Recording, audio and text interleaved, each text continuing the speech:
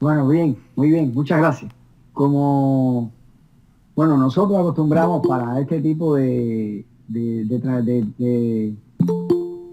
modalidad de trabajo que utilizamos, que nos encontramos en el tema, en la actividad número 2, o sea que la hemos dedicado a, vamos a decir que establecer las bases conceptuales del entendimiento de lo que vamos a asumir como metodologías activas, así como los principales requerimientos que nosotros debemos tener en cuenta para utilizarlas correctamente, bien argumentadas, bien fundamentadas y que nos traigan el efecto deseado de transformación innovadora en nuestros procesos de formación, especialmente en la educación superior u en otro nivel en que nos desempeñemos profesionalmente. O sea, con ese sentido es que hemos dedicado o que dedicamos este espacio a trabajar las metodologías activas en el contexto de la educación superior contemporánea que habíamos ya indicado en la actividad anterior, habíamos identificado aquellos elementos que requieren transformación en la educación superior contemporánea y son precisamente la aplicación de las metodologías activas uno de los elementos dinamizadores e innovadores en este contexto de desempeño al cual le vamos a estar dedicando atención. Ahora, ¿cuáles son los requerimientos necesarios para aplicarla, para hacerlo bien, para hacerlo efectivo? ¿Cuáles son los principios que sustentan su aplicación?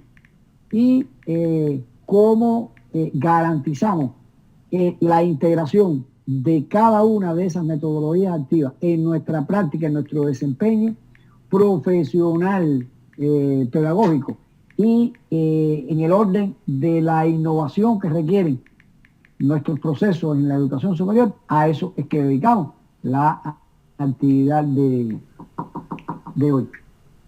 Entonces vamos a aplicar, o sea, a trabajar de la manera en que ya le había comentado. Ahora nos reunimos, Frank, Correcto. en cada uno de los equipos y vamos a decir que ajustamos nuestras posiciones, nos preparamos para ese trabajo que hemos hecho, compartirlo con los demás colegas y a eso, o sea, vamos a dedicarle a esa primera parte unos 30 minutos y sobre las 7:30, 7:40 aproximadamente, 7:40 para tener 30 minutos exactos, nos vamos a estar reuniendo de nuevo para escuchar la exposición de cada uno de los 4 equipos.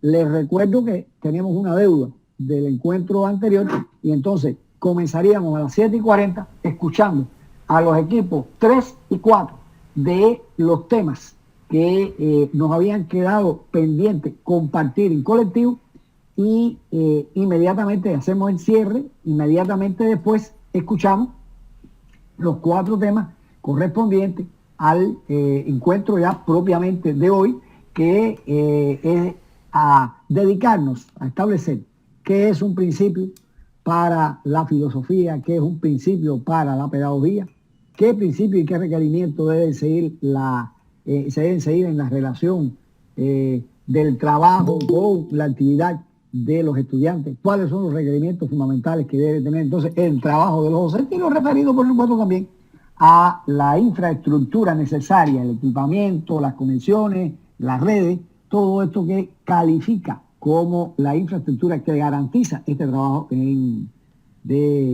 con las metodologías activas. Entonces, colegas, a esto nos vamos a estar dedicando ya a partir de este momento. Entonces, doctor, como usted guste, creo que la base orientadora está clara. Es así como vamos a estar trabajando siempre en este módulo. Entonces, vamos a que ellos tengan la oportunidad de sistematizar y de terminar el procesamiento para la presentación de la información y compartirla con este espacio virtual de aprendizaje. Muchísimas gracias.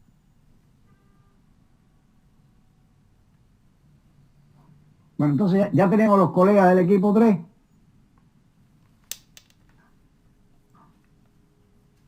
Sí, doctor, buenas noches. Ya tenemos la presentación lista.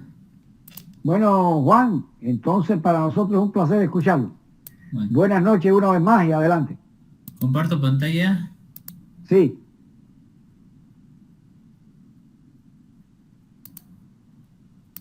Ya. Bueno, esta es Muy bien. nuestra definición de las metodologías activas. Hemos tomado como las tres frases más importantes, que son los procesos de aprendizaje atractivos al estudiante, es decir, que tiene que llamar la atención del estudiante todos los procesos que impartamos en clases. Los procesos de enseñanza tienen que ser bien definidos y entendibles, ¿no? Para el estudiante, y los procesos interactivos también, que son las tareas que el estudiante va a realizar en la unidad o en, en la materia, ¿no? Bueno, las características son el aprendizaje es visto como un proceso constructivo no receptivo.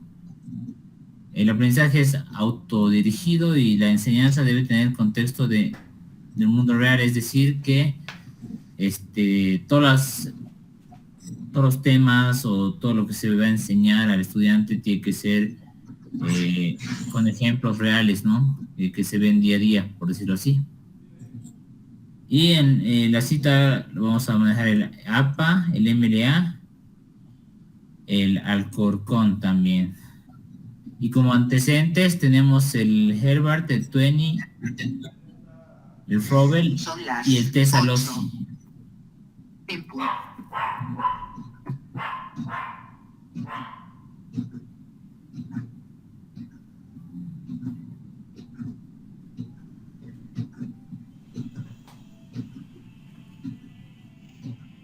Esa es nuestra Ajá.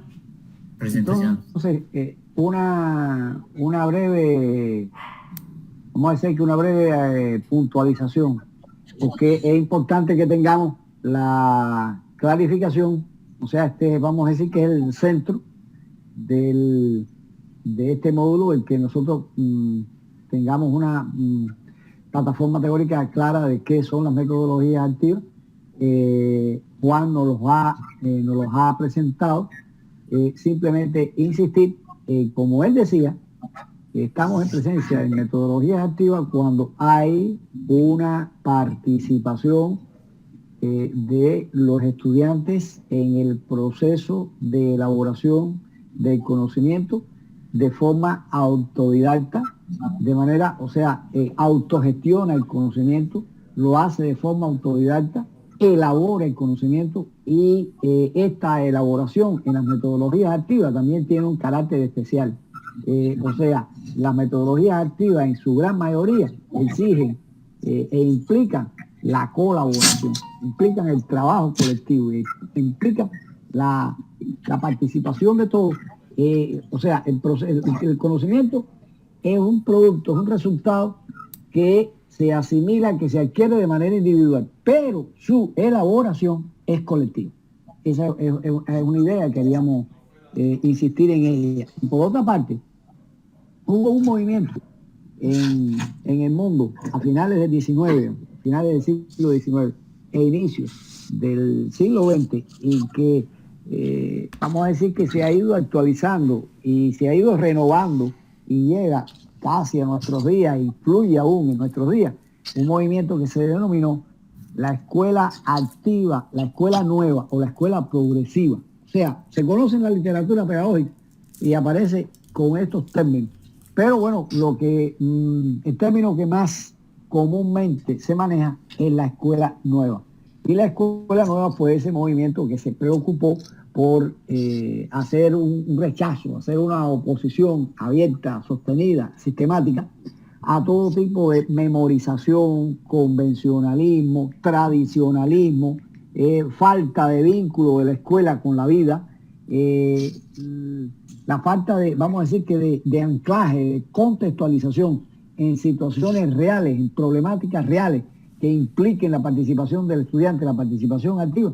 A esta situación, vamos a decir que la escuela nueva tendía a transformar. O sea, cuando hablamos de antecedentes de las metodologías activas hoy, en primer lugar, tenemos que mencionar ese movimiento de la escuela nueva.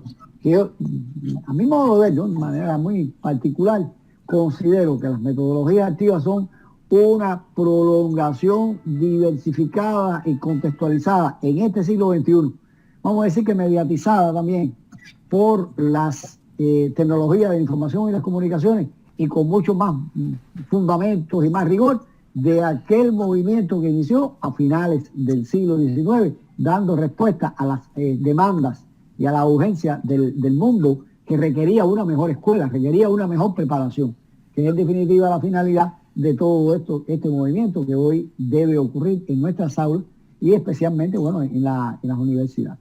Entonces, quería simplemente puntualizar esto, y ya también está en la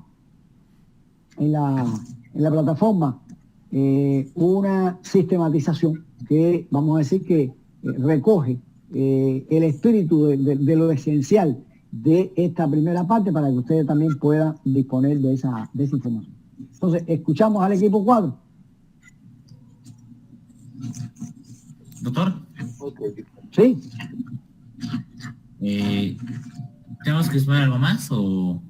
No, ya, está bien. Ya, después lo que corresponda para la sesión de hoy. Ok, muchas gracias. Muy bien, Juan. Muy bien. Gracias. El equipo 4. Sí, ¿se puede ver lo que estoy compartiendo? ¿Todavía? No. Bueno, nos estamos viendo duplicados ahí. Ahora sí. Ahora sí. Ok. Ahora sí, divino. Ahí.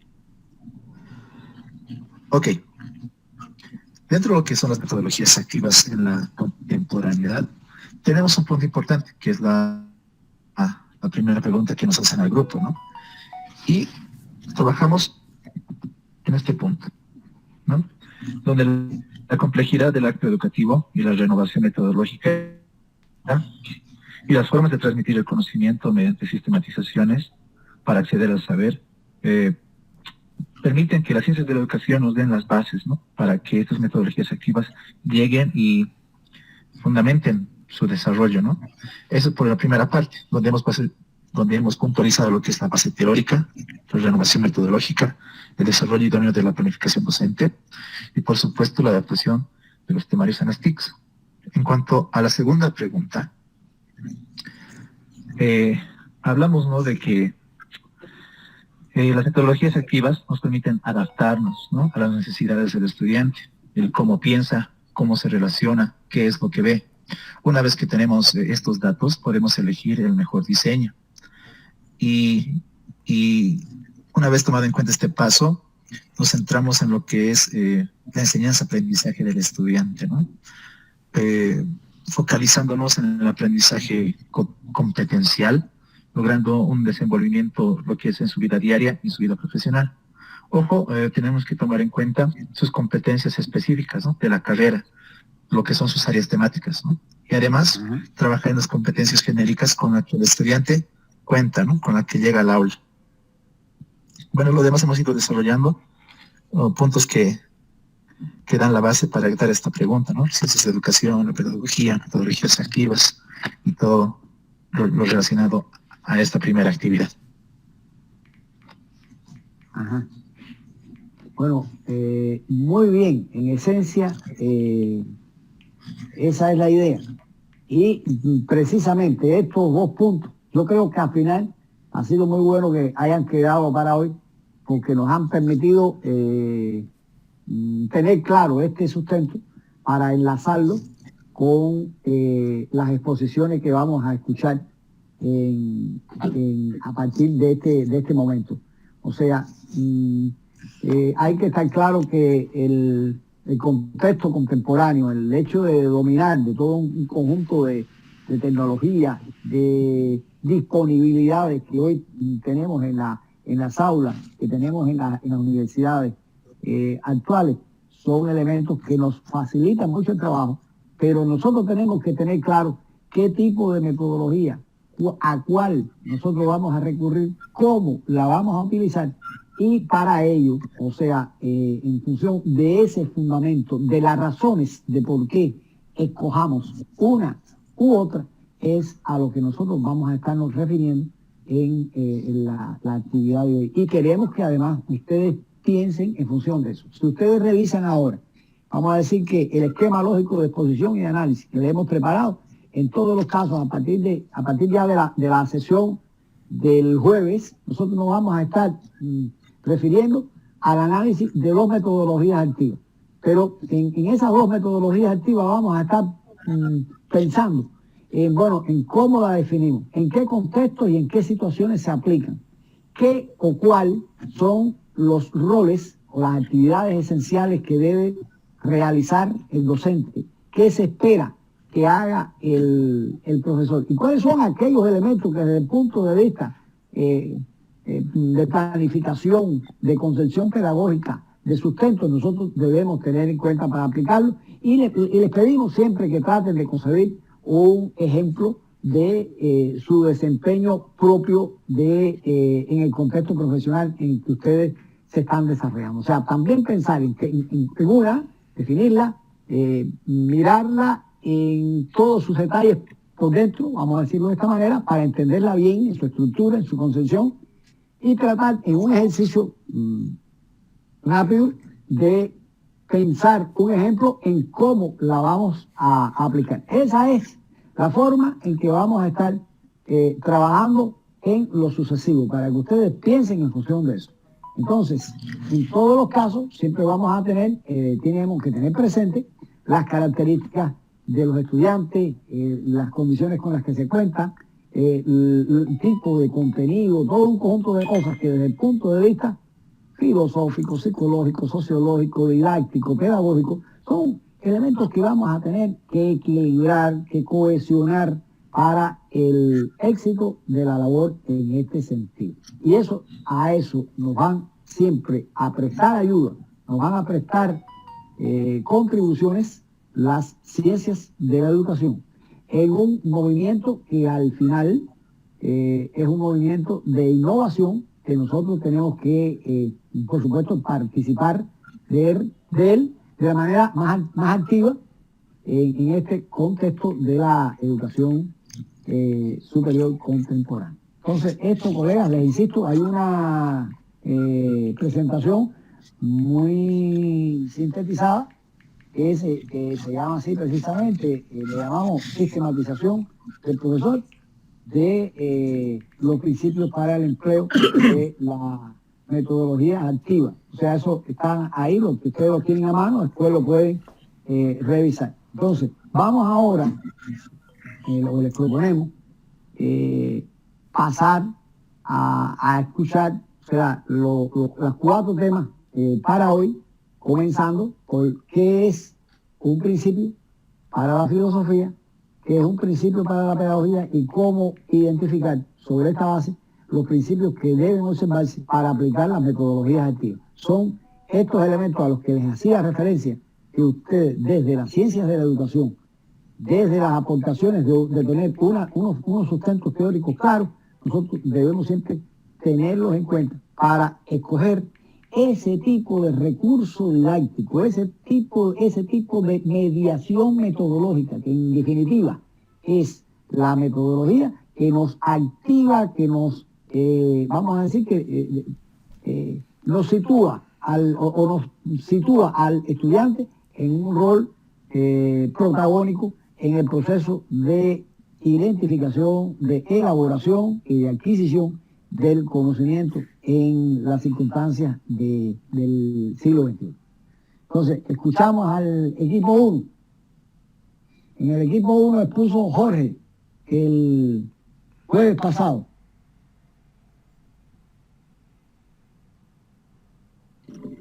Sí, esta vez vamos a exponer esa y mi persona.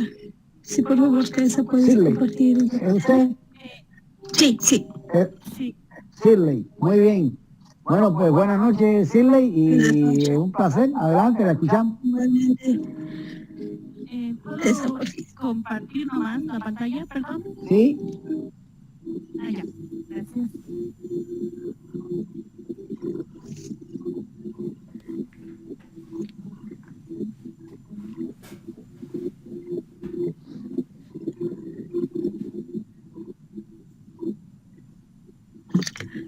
Pues bueno, Nosotros habíamos hecho esta infografía, doctor, en cuanto a la pregunta que nos había tocado, ¿no? En qué es un principio para la filosofía y qué es un principio para la pedagogía. Primeramente es lo que vamos a explicar.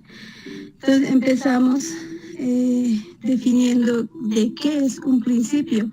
Entonces hacíamos mención de que un principio es la base, origen, razón fundamental sobre la cual procede a examinarse, a revisar o a explorar algo en cualquier materia, ¿no?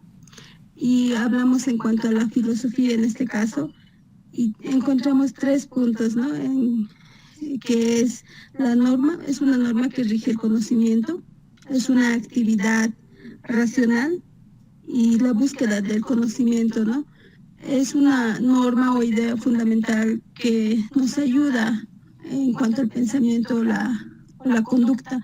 Es un tipo de saber práctico en cuanto a la filosofía. En la pedagogía habíamos visto que los principios son aquellos fundamentos que debemos tener en cuenta para ayudar a que nuestros estudiantes logren los objetivos y desarrollen sus capacidades, ¿no? que se tiene. Se basan en las necesidades más que nada de los estudiantes.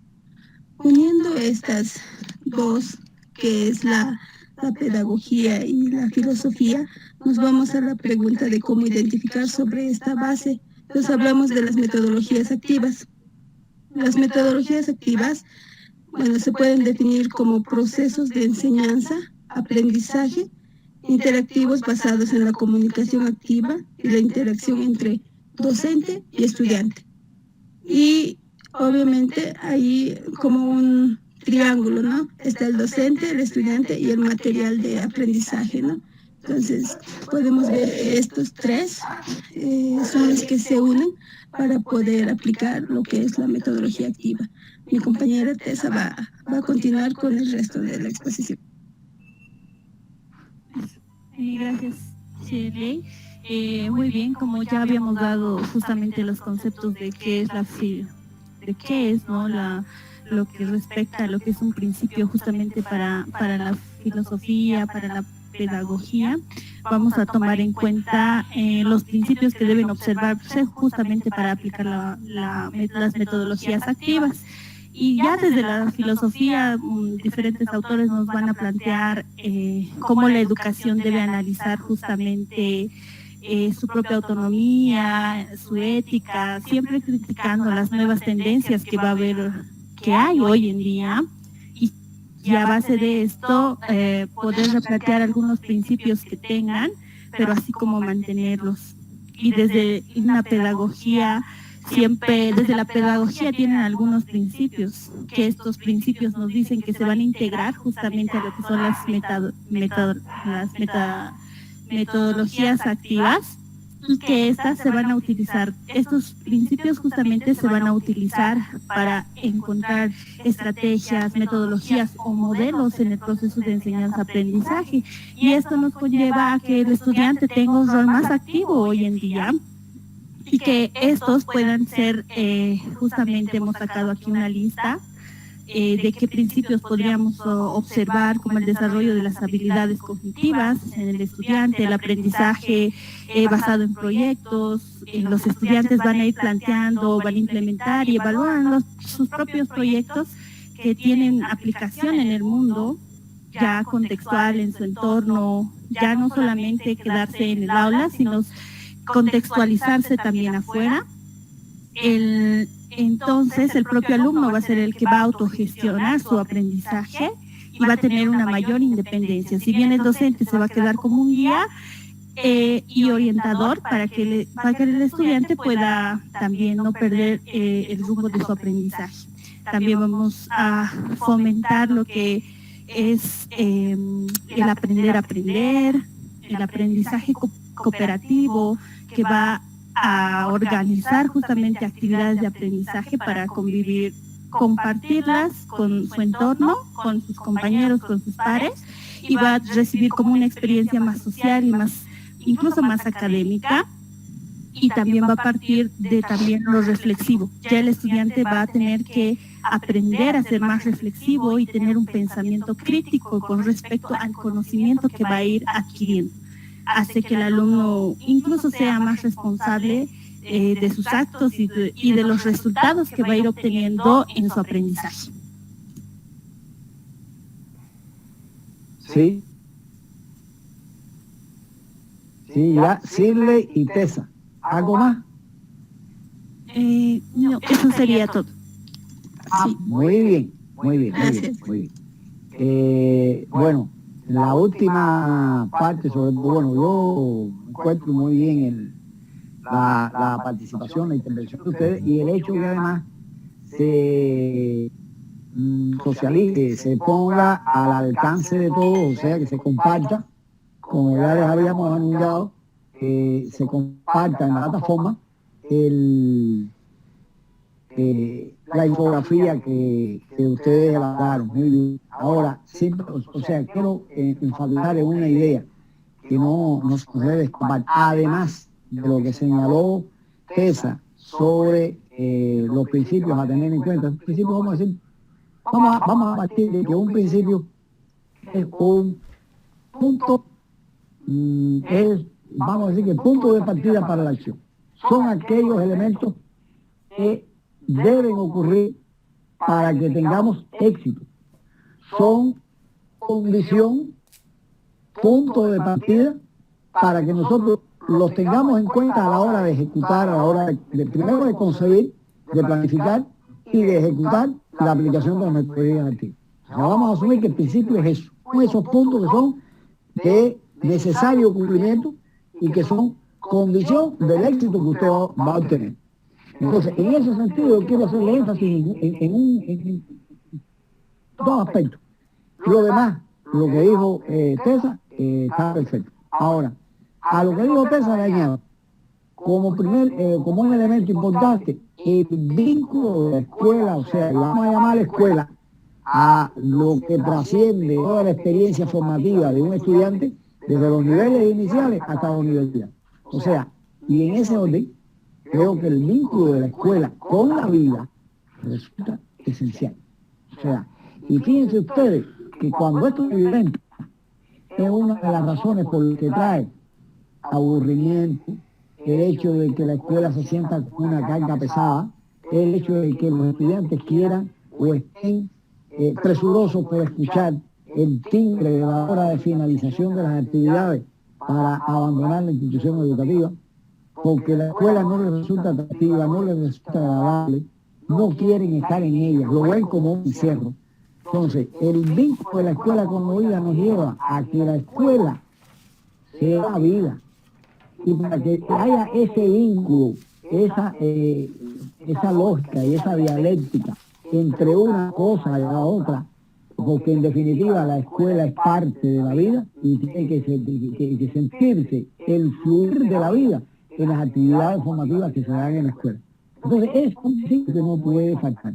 En la escuela no puede faltar el atender a la cotidianeidad, a la lógica de lo que sucede a nuestro alrededor, vamos a decir, a las interrogantes que nos señala la vida moderna sobre las problemáticas que tienen que ver con el medio ambiente, con la ética, con los valores, con la historia, con el cómo aprendemos, con nuestra lengua, con nuestra ciencia, con nuestro conocimiento. O sea, atender eso de la manera más viva, de la manera más dinámica, y llevar a cabo el vínculo de la escuela con la vida. Ahí se mencionó, ustedes dos mencionaron, la enseñanza basada en problemas, que en definitiva vamos a hablar de ella más adelante. En la próxima semana vamos a estar hablando de la enseñanza basada en problemas. Hoy una metodología muy socorrida, muy interesante, muy necesaria, pero los problemas ¿de dónde van a salir? Tienen que salir de la vida cotidiana, tienen que salir de lo que rodea a la institución educativa, del contexto social, del contexto cultural en el que nosotros nos movemos. O sea, les estoy enfatizando en todos estos elementos, colegas, para que ustedes y para que todos estemos claros y conscientes de la importancia que requiere el cumplimiento de este principio, que es el vínculo de la escuela con la vida, el vínculo de la universidad con la vida, y que esa universidad y que esa escuela esté, como señaló más universal de los cubanos en el siglo XIX, que esté a la altura de los tiempos. Y estar a la altura de los tiempos equivale o significa estar utilizando hoy al máximo las potencialidades de la tecnología y estar al tanto de las problemáticas de lo que sucede en el mundo, y nosotros debemos preparar de la mejor manera a nuestros estudiantes para que puedan vivir, para que puedan trabajar, para que puedan transformar y para que puedan aportar como ciudadanos activos y a una sociedad. Es el sentido de esta idea que quería puntualizar. Y segunda cosa, que además gira también, si se quiere, alrededor de la idea del vínculo de la escuela con la vida, es también el vínculo de la teoría con la práctica. No hay nada mejor para, vamos a decir, que sustentar una buena teoría que vincular con la práctica.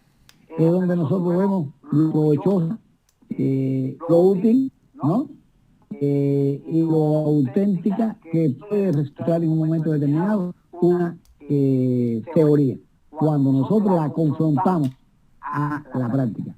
La práctica incluso en muchas ocasiones nos hace que nosotros volvamos a mirar la teoría y la veamos enriquecida, la veamos complementada con la dinámica y con la lógica de la vida en sociedad. Entonces esa es una segunda idea. Y entonces ya después retomo la idea de la necesidad de aprender con un sentido crítico, de que la escuela además sea en todo momento un espacio de creatividad, de innovación, etcétera. Son elementos muy importantes que nosotros los tomemos como punto de partida a la hora de conseguir la práctica, ¿no? La aplicación de las metodologías activas. Entonces, muy bien por la aportación del equipo 1, y les pedía por favor que compartieran su infografía, que lo tengamos disponible en la plataforma. Entonces, escuchemos al equipo 2 sobre qué principios o requerimientos. O sea, ahora son dos interrogantes semejantes, una dedicada a el caso de los estudiantes y el caso de los docentes. Lo hacemos de esta manera porque aquí nos estamos refiriendo al proceso de enseñanza-aprendizaje. El proceso de enseñanza-aprendizaje es ante todo bilateral.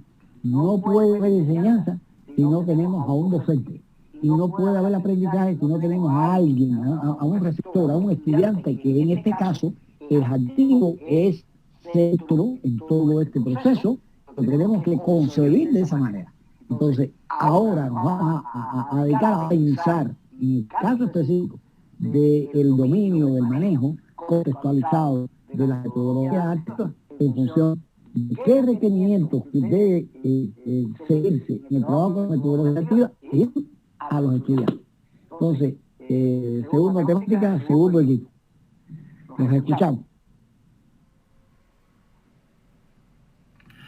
Muy buenas noches. Voy a pasar a compartir mi pantalla. Sí, buenas noches, Víctor. A ver. Adelante. Ahí me confirma, por favor, si se puede ver. Sí. Bueno, ahora tenemos ahí su... ya, perfecto, lo estamos viendo. Ya, perfecto. Bueno, ¿cómo están? Muy buenas noches. En nuestro caso, teníamos la pregunta de qué principios o requisitos se deben seguir en relación con el trabajo de los estudiantes. Después de haber revisado la documentación, de haber investigado, hemos visto que en base a los objetivos que buscan siempre estas metodologías didácticas, los principios, los requisitos que se tienen que cumplir sería, en primer lugar, alcanzar los objetivos de comprensión, memorización a largo plazo, desarrollo del pensamiento, de la motivación y, lo más importante, la transferencia de aprendizaje. Porque en un principio siempre se busca cumplir con esos objetivos la comprensión del tema que se está impartiendo a los estudiantes. Entonces sería uno de los primeros requisitos que se deberían de cumplir. Utilizar además estas metodologías, siempre imponen utilizar metodologías innovadoras mediante tecnología educativa en diferentes procesos de enseñanza y aprendizaje. Esto tiene mucho que ver con el tema de la innovación, ¿no? Que hemos podido ver en la pregunta anterior si la innovación era parte de nuestras metodologías. Entonces siempre hay que utilizar estas metodologías innovadoras dentro del aula. Y otros puntos importantes, esta en relación, como estaba comentando, por parte del docente, por parte de los estudiantes también, se tienen que redactar muy bien las instrucciones que se dan a lo largo de los diferentes trabajos que se van realizando para asegurar claridad en la comunicación. Esto junto con establecer un cronograma claro. Esto porque se tienen que dar instrucciones claras, el estudiante tiene que comprender los objetivos del trabajo, tiene que comprender la forma en la que tiene que realizarlo, y al tener un cronograma también dentro del área de estudio, de la materia que se va a revisar, esto va a ayudar a que pueda incluso adelantarse un poco al tener, por ejemplo, los recursos o la currícula, puede ir adelantándose en lo que es el trabajo ya por su parte realizar investigación. Esto también forma parte de garantizar el acceso a recursos didácticos óptimos para el desarrollo de la materia. Sabemos que los recursos didácticos pueden ser generados por el docente, pueden ser generados por el grupo de profesores de la institución, con el objetivo de entregar a los estudiantes ya sea videos, ya sean los manuales, las guías para cada uno de sus trabajos, las guías para el trabajo en general dentro de las clases. Entonces siempre hay que garantizar el acceso a estos diferentes recursos para que el estudiante los tenga a su disposición. Y finalmente hemos visto que también generar interacción entre los estudiantes y el docente a través del trabajo colaborativo. Claro que en base a las diferentes metodologías didácticas, la eficacia de una o de otra también va a ser por parte de la cantidad y calidad del trabajo que realizan los estudiantes, porque como son tantas variables que hay que calcular, el docente, el lugar en el que se imparten las clases, el estudiante, por eso mismo hemos podido ver en actividades anteriores que no existe una mejor o peor metodología didáctica, pero hemos podido ver que estos serían los requisitos que tendría que cumplirse en relación con el trabajo de los estudiantes, en relación con su relación con el docente, en relación a los recursos que tienen que estar preparados para los estudiantes. Ajá. Muy bien. Muy bien, Víctor. ¿Algo más? Eso es lo que hemos podido realizar junto con Rosa. Perfecto, bueno.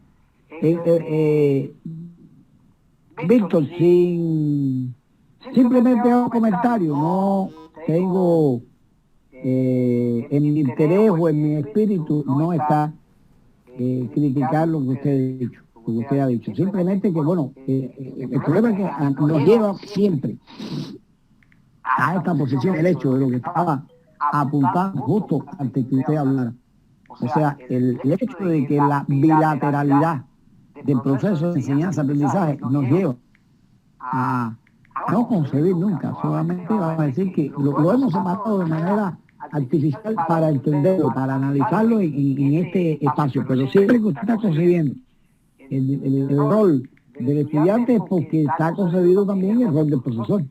Y en ese sentido hay, lo que decía es que hay, se han mencionado pues que debe hacer el estudiante, pero para entenderla, usted ha mencionado también lo que ha de hacer el profesor o el docente, a lo que nos vamos a pedir más adelante. Pero creo que es válido aquí en este punto lo que usted ha mencionado, o sea que es muy importante. Yo simplemente, lo que usted ha dicho, que insisto, está correcto en todo momento, o sea, aquí tenemos que defender en todo momento lo que usted decía, o sea, el hecho de que el estudiante sea centro del proceso. El estudiante tiene que ser centro del proceso, pero el hecho de que sea centro del proceso es algo que debe o se concreta o se evidencia en la atención que nosotros hagamos y que nos ríe la práctica de las metodologías antiguas. O sea, el estudiante autogestiona, procesa y elabora el conocimiento. Pero a eso llega con una buena base orientadora, con una buena precisión de lo que debe hacer y lo que se obtenga de lo que él sea capaz de elaborar, de pensar y de presentar. O sea que ese centralismo que tiene que tener el estudiante no es otra cosa que una expresión de la concepción de todo un proceso integral que tiene que llevarse a cabo por parte de la institución, de la escuela, de la universidad, de su rol en medio del proceso de obtención de la información y de cómo esa información en definitiva se va a convertir, se va a adquirir, se va a elaborar como un conocimiento adquirido y sistematizado en cada uno de nosotros. Y es muy importante que el estudiante desarrolle ese protagonismo con una práctica activa de algo que hoy es tan necesario en la cultura que se debe fomentar en la universidad contemporánea, de lo que puede denominarse la cultura de aprender a aprender. Eso es muy importante que nosotros lo logremos. O sea, el estudiante como centro, el estudiante practicando esa cultura y consolidando esa cultura de aprender. Y otra cosa que no debe faltar es que se sirva y el estudiante actúe de manera creadora, de manera también sistemática, en formas colaborativas de desarrollar el proceso. Por ejemplo, lo que ustedes están haciendo, o sea, que desarrollan una guía, esa guía tiene un conjunto de elementos, pero cada equipo elabora un elemento y después pone a los demás. Hay un momento de búsqueda individual, hay un proceso de elaboración en pequeños equipos y hay un momento donde se comparte. O sea, ese proceso de colaboración colectiva, la elaboración del conocimiento es un elemento central, es algo esencial en la práctica de las metodologías activas. Simplemente, Víctor y demás colegas quería subrayar la importancia de estas tres ideas entre todos ustedes. Agradezco su intervención también. Entonces, vamos al tercer punto. Vamos entonces a ver los docentes. Vamos a ver ahora la otra parte. ¿Cuáles son los principios y cuáles son los requerimientos de la actuación del docente para el éxito en la aplicación de las metodologías activas? ¿Cómo se prepara, cómo consigue, cómo orienta y cómo trabaja con las metodologías activas? Equipo B. ¿Cómo está, doctor? Yo voy a ser la que exponga y Juan Martín va a ser quien... Buenas noches. Igualmente. Adelante, sí, adelante. Juan Martín, ¿se puede...? Un poco. Ya. Nosotros hemos visto que la actividad docente, los principios y requisitos para el trabajo de un docente están graduados de acuerdo a la UNESCO, por aprender a conocer, aprender a hacer, aprender a vivir juntos y al aprender a ser. El aprender a conocer es parte de la combinación de una cultura general suficientemente amplia con las posibilidades de profundizar conocimientos en un pequeño número de materias. El aprender a ser, esto supone adquirir no solo una calificación al profesional, sino más bien una competencia que capacite al individuo para hacer frente a un gran número de situaciones y al trabajo en equipo.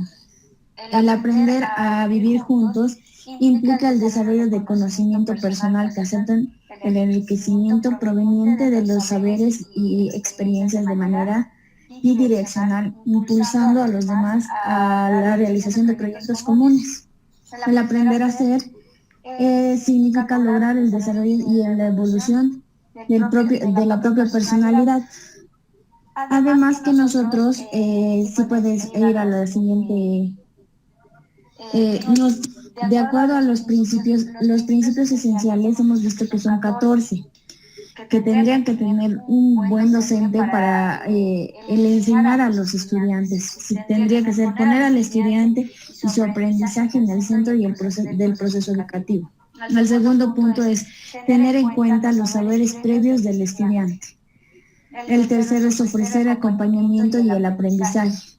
conocer los intereses del estudiante, estimular la motivación intrínseca del alumno, reconocer la naturaleza social del conocimiento, proporcionar aprendizaje situado, entender la evaluación como proceso relacionado con la planeación del aprendizaje, modelar el aprendizaje, valorar el aprendizaje informal, promover la interdisciplina, favorecer la cultura del aprendizaje, apreciar la diversidad como fuente de riqueza para el aprendizaje y usar la disciplina como apoyo de aprendizaje. Eso es lo que hemos visto de acuerdo a la pregunta que se ha hecho de los principios y requisitos del docente. Bueno, Cindy, en fin, muy bien. Muy bien. Ahora, quiero en primer lugar aplaudir el hecho de que usted haya traído aquí un documento tan importante como los pilares básicos para la educación que aportó en la década de los 90 el intelectual francés, con un grupo como de alrededor de 20 personas, que no sé si ustedes están claros de eso. Eso fue un encargo que la UNESCO le hizo a Jacques Delors, un influyente intelectual francés, de cuáles serían los pilares, los saberes fundamentales para la educación, para centrarnos en la formación a través de esos pilares. Y se establecieron esos cuadros que Cindy nos compartió. Y creo que nosotros anduviéramos bien si en algún momento nosotros nos tomáramos como asidero ese tipo de... Pues es una teoría coherente, es un punto de partida muy claro. Y en ese sentido tiene una logicidad y tiene una coherencia que conserva su solidez, su consistencia hoy día. Los pilares que plantea Jacques Delors sobre los saberes necesarios para la educación del futuro. Porque fíjense lo importante que es el saber hacer, el convivir, ¿viste? En un mundo donde hoy hay tantos conflictos, y los conflictos es por la intolerancia, por la falta de capacidad de los humanos, de uno vivir en paz con el otro y de aceptar al otro en todas sus dimensiones. Entonces, en ese sentido, esos saberes son, por supuesto, deudas que nosotros tenemos con nosotros mismos, que tenemos con la cultura de la humanidad. Y en ese sentido quería, sustentar o respaldar esto que ella utilizó para esta parte. Ahora, hay hoy, ella utilizó este documento, lo hemos visto. Este documento ya hay otros que señalan las pautas o los requerimientos de un buen desempeño. El otro dice que de un buen docente, el otro dice que un mejor docente. Pero lo cierto es que en Internet hay mucha información que lo grafican, lo expresan de una manera muy sintetizada y que siempre es bueno tener en cuenta y es bueno utilizar sobre el buen desempeño del docente. Ella trajo que tiene 14 principios, me parece que tiene que ella utilizó, y también, muy satisfactorio y muy oportuno el haberlo utilizado. Yo quiero hacer insistencia en un par de ideas sencillamente. O sea, una de ellas es lo importante que resulta. Ella se refirió al conocer los saberes previos de los estudiantes. Eso es un requerimiento que es esencial. Saber de cuál es el punto de partida. Yo le voy a poner esto en otro contexto. Le voy a poner la necesidad que tiene todo docente de conocer en profundidad a sus estudiantes. O sea, dicho de otra manera, en tener un diagnóstico exacto y profundo de sus estudiantes.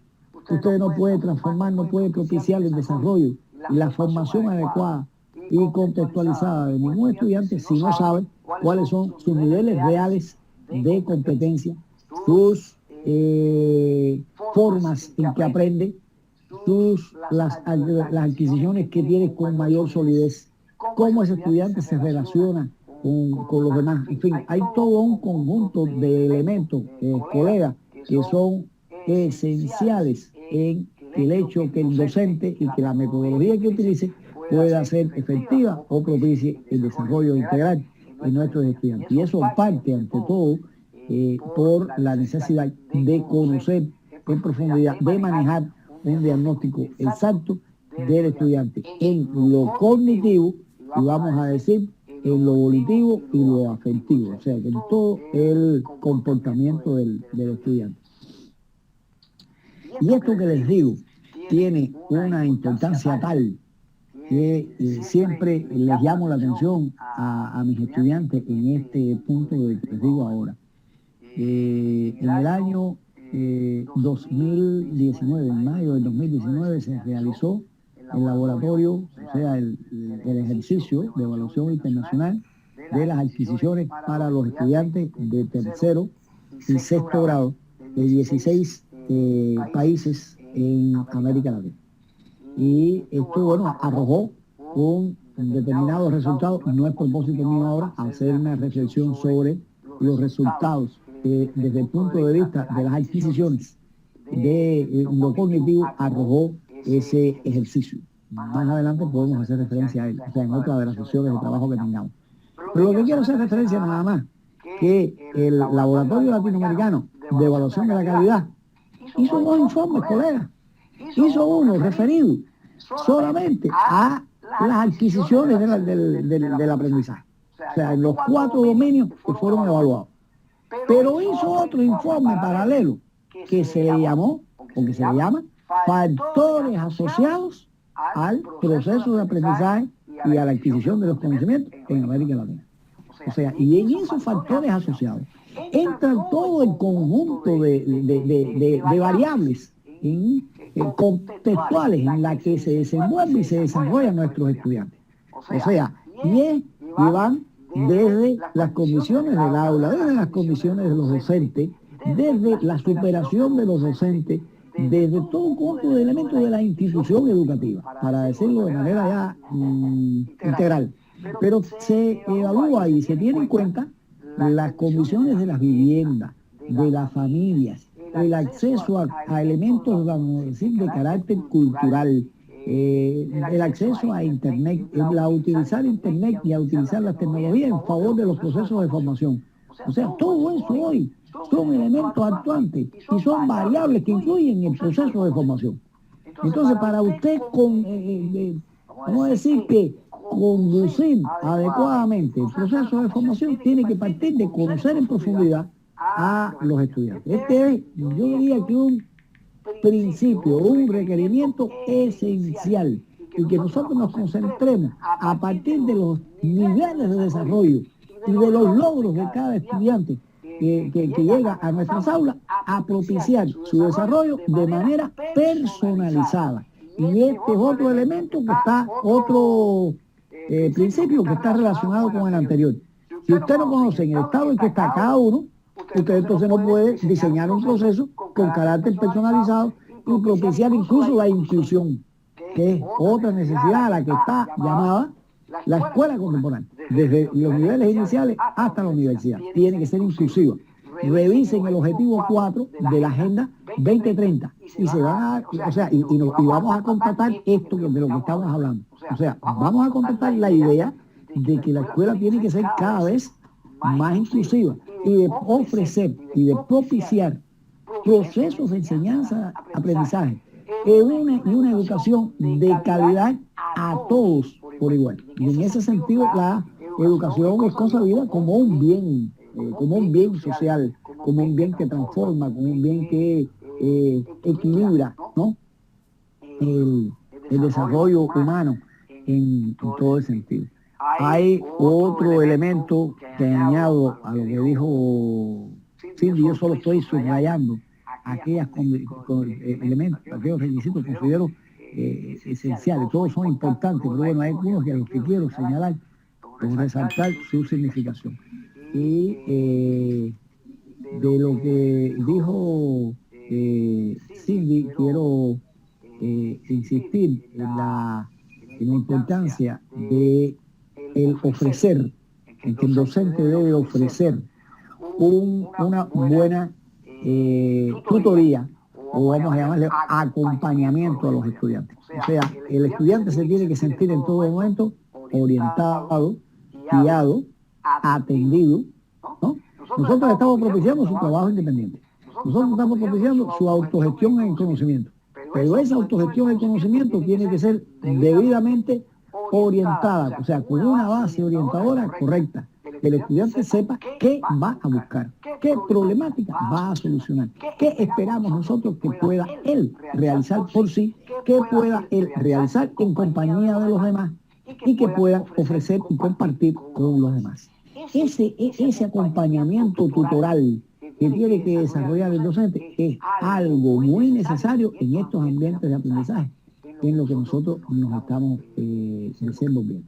Nosotros no podemos olvidar, y lo dije al inicio, que el aprendizaje es al final de cuentas el resultado de una adquisición individual, pero la elaboración del mismo es social. Y parte de que nosotros tengamos claro de que el aula es tanto el aula desde el punto de vista físico, como en este caso en el que estamos ahora, desde el punto de vista virtual, aunque estemos todos distantes, es un espacio de interacción, es un espacio de colaboración y de realización de tareas entre todos. O sea, eran los elementos que quería subrayar y de nuevo pedirle también, por favor, a Cindy el hecho de que se comparta los dos elementos que ella comentó, lo de del ORS y la última infografía que tiene los 14 días, los 14 principios de lo que ella habló. Entonces, muchas gracias. No, lo voy a compartir en el Moodle, doctor. Excelente. Muchas gracias, Cindy, muchas gracias. Entonces, vamos gracias a usted. Pues nada, vamos al equipo 4 y al asunto de la infraestructura. Escuchamos al equipo 4.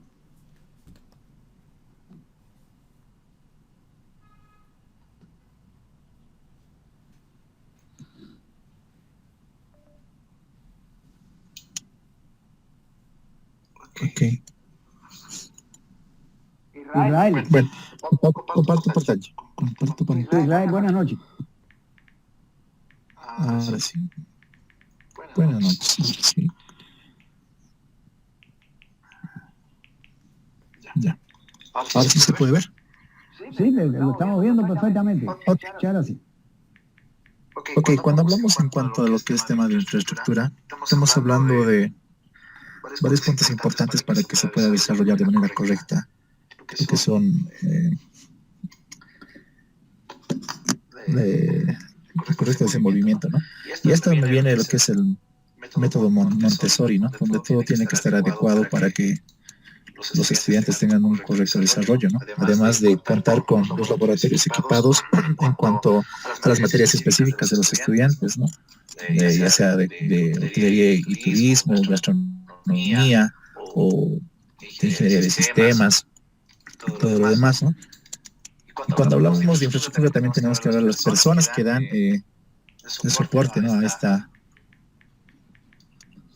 a este tema, ¿no? Que son soporte técnico y, claro, nos dan los elementos para que todo vaya desarrollándose de manera correcta. Y acompañando la parte de infraestructura también está la parte técnica en cuanto a lo que es que puedan ingresar a la plataforma con un usuario y contraseña correcto, que tengan acceso a internet y, por supuesto, den paso a un correcto desarrollo en cuanto a este tema. Esos son los 6 puntos que hemos sacado en cuanto a la pregunta que se nos ha revisado. Bueno, muy sintético y muy preciso. Quiero decirles que se lo iba a decir después a Fran al concluir, pero me adelante se los digo a ustedes. Estoy gratamente impresionado por la capacidad de síntesis y de determinación de las ideas esenciales que ustedes han presentado desde la sesión anterior hasta la de hoy. Y no encuentro eso todos los días. soy sincero en lo que estoy diciendo. Entonces, en ese orden, a mí me gusta mucho trabajar de esta manera. O sea, de que los estudiantes vayan a compartir lo esencial. En muchas ocasiones, en este tipo de espacios, escuchamos muchas veces la gente que reitera ideas, y realmente han sido dichas por los demás. Creo que esta es la esencia, esta manera que ustedes están trabajando es la esencia. Participa una persona en un equipo, si es necesario, por supuesto, como hasta 3 pueden participar y pueden complementarse, pueden ampliar, pueden poner ejemplos, pero yo estoy evaluando a los miembros de un equipo por la intervención, porque ustedes ya trabajaron entre ustedes y determinaron que eso que van a exponer es el resultado de su labor. Y entonces el exponer, el ir a lo esencial, y es lo que usted está compartiendo, no conmigo, está compartiendo con los demás, en un espacio de elaboración colectiva. Yo creo que es muy importante. Yo de esto que dijo Israel, el salto, la importancia que tiene hoy en estos ambientes, especialmente virtuales de aprendizaje, el hecho de que los estudiantes tengan acceso a las plataformas que cuenten, por supuesto, desde el punto de vista de la infraestructura, que cuenten cada uno con los dispositivos inteligentes, los móviles, las tabletas, las laptops, pero tienen que contar con algún equipamiento que les dé acceso y que tengan una banda ancha para garantizar el acceso, que tengan acceso a los recursos educativos que en definitiva se comparten, que orienten al docente o que van a buscar de manera autogestionada en la red, pero que tenga acceso en realidad y de manera concreta y directa a los recursos para el aprendizaje, para sustentar el aprendizaje. Esto es muy importante porque, colega, hay una problemática hoy, sobre todo en nuestra área, en el área latinoamericana, que es una brecha digital y que se ha nos acrecenta esa brecha, y que es que la imposibilidad que desde el punto de vista tecnológico no se expresa en lo tecnológico, pero que tiene una base económica de alguna zona donde no hay cobertura, donde el equipamiento no es suficiente, y eso nos crea, vamos a decir, que una situación de desventaja, de que no podemos incluir en los planes de desarrollo humano en sentido general a personas que se nos quedan fuera de esa posibilidad de vínculo, ¿no?, tecnológico para participar. Entonces, la infraestructura en definitiva se dirige a esto, a todo el elemento recursivo, tecnológico, que garantiza, que propicia el acceso a el conocimiento, a la información y al conocimiento, y a la elaboración colectiva del mismo. Eso no podemos hablar de metodología activa si no tenemos esto concretamente como una garantía para todo el proceso. Bueno, muy bien, ya les decía que satisfecho con lo que ustedes habían puesto, así que también, además de haber reconocido en la noche de hoy a Shirley, Tessa, Víctor, Cindy e Israel, que me parece muy bien lo que han hecho, pues espero escuchar el jueves a otros colegas en las exposiciones. Les felicito a todos por la participación que han tenido y por lo que nos han compartido en sentido general. Entonces, ya está disponible en la plataforma, está disponible para ustedes la orientación de la próxima actividad. Entonces, para la próxima actividad tenemos cuatro problemáticas, igual cada una relacionada, o sea, para cada uno de los equipos. La primera problemática, bueno, en la guía vamos a trabajar las dos metodologías, y esas dos metodologías vamos a trabajar siempre de manera con la lógica que les mencioné al inicio de la actividad y de manera contextualizada. Vamos a trabajar una de las más socorridas hoy en la actualidad, que es la clase invertida, y vamos a trabajar el aprendizaje basado en proyectos. Esenciales estas dos metodologías, colegas. Entonces, vamos a seguir van a concretar como objetivo cómo la vamos a entender y cómo vamos a argumentar su empleo en el contexto del desempeño profesional propio. Como siempre tenemos 3 elementos de carácter metacognitivo que nos ayudan a pensar, nos ayudan a situarnos ante la problemática que le vamos a dar solución y la que en definitiva va a regir nuestro pensamiento y nuestro accionar, tanto individual como del trabajo en equipo. O sea, cómo la entiendo, qué significación tiene, cómo la aplico. Es la esencia de lo que nosotros estamos siguiendo. Entonces, para el equipo, el primer equipo va a tratar de definir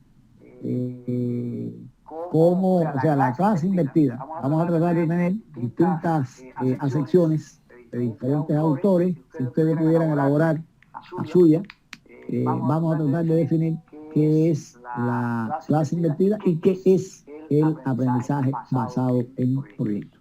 Y que nos quede a todos, la suficiente claridad de qué entendemos cuando hablamos de una o de la otra. El segundo equipo se va a referir a los principios que deben seguir para la aplicación de las mismas. Estos que hemos visto, de manera, vamos a decir, general y abstracta, de manera común. En estas va, ya en cada una de ellas, va a tener una aplicación específica. Porque estamos hablando que para la aplicación de la clase invertida, ¿cómo consigo la clase invertida? Entonces, ¿qué principio yo activo? ¿Cómo lo aplico? ¿De qué punto de partida estamos hablando? Para que esto nos quede bien, para que esto no sea exitoso. Esa sería la lógica de esa segunda interrogante. La tercera, ¿cómo planificamos el empleo? ¿Qué condiciones previas requiere?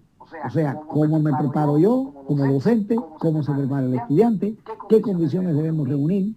¿Cómo debemos activar y, en definitiva, conseguirlo todo de manera planificada, ordenada y consecutiva para aplicar cualquiera de estas 2 metodologías? Y al último equipo le pedimos que elaboren un ejemplo en el que apliquen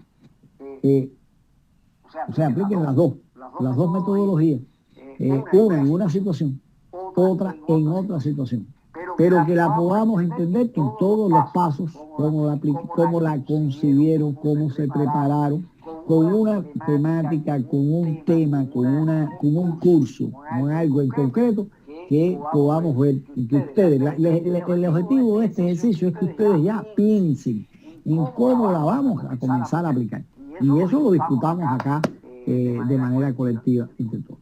Esta es con colegas y siempre van a tener, van a buscar información libremente, y aquella información que ya está compartida tiene también un sustento necesario para el entendimiento de cada una de las metodologías y todos estos elementos a los que estamos haciendo referencia. O sea, insisto, en aquella información que ya está compartida en el módulo y más la que ustedes pueden acceder a ella de manera libre.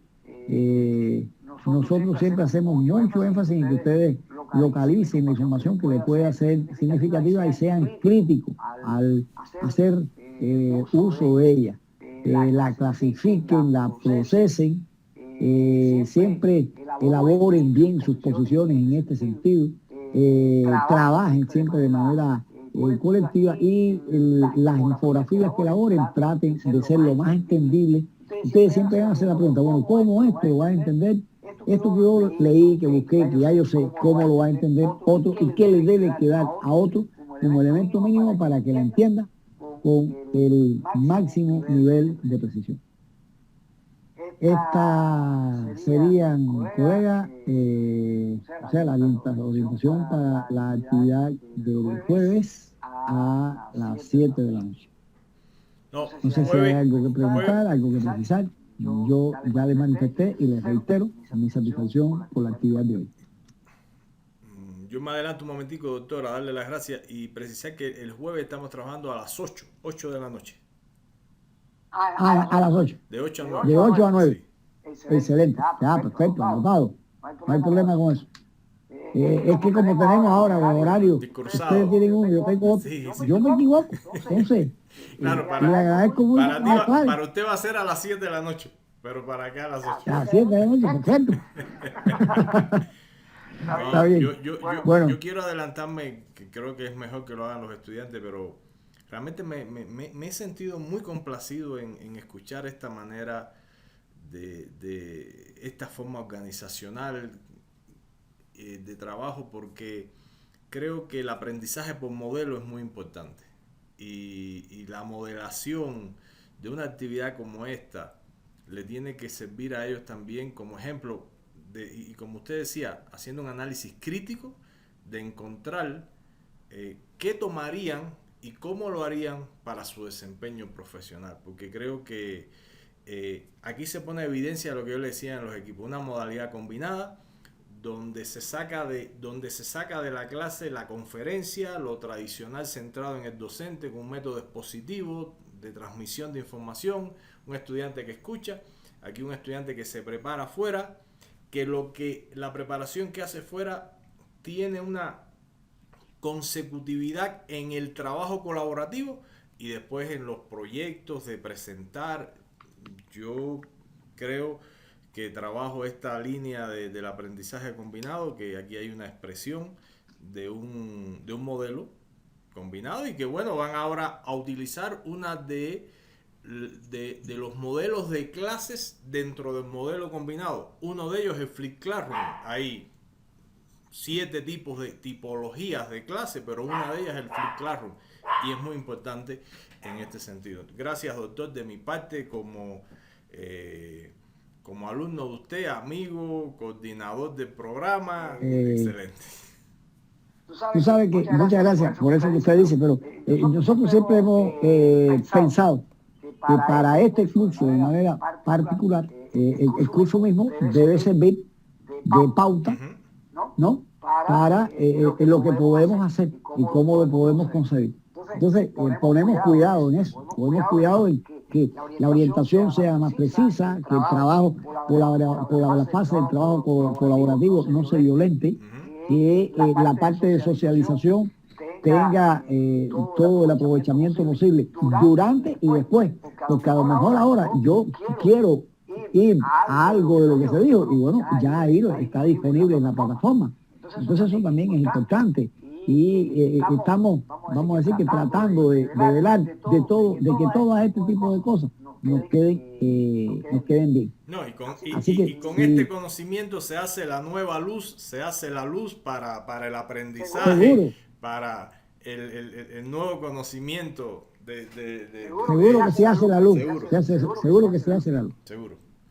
Entonces, si no hay alguna otra cosa, colegas, yo me despido de ustedes y quedamos entonces hasta el jueves con la mejor disposición de encontrarnos nuevamente para compartir nuevos descubrimientos, nuevas expectativas para seguir aprendiendo. Así que buenas noches, estimados amigos. Un abrazo, mi hermano. Muchas gracias, doctor. Buenas noches a todos. Buenas noches. Muchas gracias, doctor. Buenas noches. Buenas noches. Buenas noches. Buenas noches. Saludos. Buenas noches a todos. Saludos para todos. Voy a cerrar la sesión. Buenas noches, doctores. Muchas gracias. Gracias a ustedes. Voy a cerrar la sesión porque estoy grabando. Entonces, un saludo para todos. Que tengan una buena noche. Y bueno, como dijo el doctor, ya todo está listo en la plataforma.